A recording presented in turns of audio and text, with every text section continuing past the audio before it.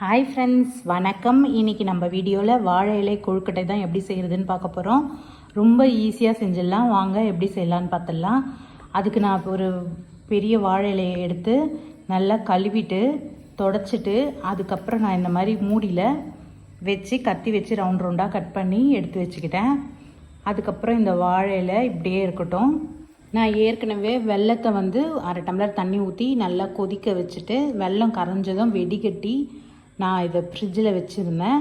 இந்த வெல்லத்தை நான் ஒரு கடாயில் ஊற்றிக்கிறேன். வெல்லம் ஒரு கொதி வந்ததும் நம்ம கொஞ்சம் தேங்காய் துருவலை போட்டுக்கலாம். போட்டுட்டு ஒரு மிக்ஸ் பண்ணிவிட்டு அவல் ஒரு கைப்பிடி அளவு போட்டுக்கலாம்.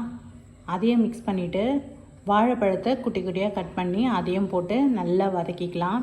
இப்போ இது கெட்டியாகிடுச்சு பாருங்கள். இப்போ நம்ம ஸ்டவ்வை ஆஃப் பண்ணிடலாம். சூடு ஆறட்டும். அதுக்கப்புறம் நான் பச்சரிசி மாவு, இது கடையில் வாங்கின மாவு தான், இது ஒரு கப் அளவு நான் போட்டுட்டு தேவையான அளவு உப்பு போட்டு மிக்ஸ் பண்ணிவிட்டு கொஞ்சமாக தண்ணி விட்டு நம்ம நல்லா மிக்ஸ் பண்ணிக்கலாம். கொஞ்சம் ரொம்ப தண்ணியாகவும் இல்லாமல் ரொம்ப கெட்டியாகவும் இல்லாமல் இந்த பதத்துக்கு நம்ம மிக்ஸ் பண்ணி எடுத்து ரெடி பண்ணி வச்சுக்கலாம்.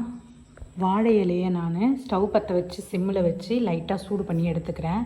வாழை இலையை வச்சுட்டு அதில் அரிசி மாவை நம்ம தோசை மாதிரி நம்ம கையிலேயே தடவிட்டு பூர்ணத்தை நம்ம நடுவில் வச்சு அப்படியே மூடிட்டு எல்லாத்தையும் ரெடி பண்ணி வச்சுக்கலாம். அதுக்கப்புறம் இட்லி பாத்திரத்தில் ஒரு சொம்பு தண்ணி ஊற்றி நல்லா கொதிக்கட்டும். கொதித்த உடனே இட்லி தட்டில் இந்த வாழை இலையை அப்படியே எடுத்து வச்சுட்டு ஒரு 10 நிமிஷம் வேக வச்சு எடுத்தோன்னா சூப்பரான வாழை இலை கொழுக்கட்டை ரெடி.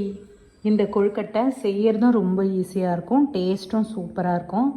நீங்களும் ட்ரை பண்ணி பாருங்கள். இந்த வீடியோ உங்களுக்கு பிடிச்சிருந்தால் லைக் பண்ணுங்கள், ஷேர் பண்ணுங்கள், கமெண்ட் பண்ணுங்கள், சப்ஸ்கிரைப் பண்ணுங்கள் ஃப்ரெண்ட்ஸ்.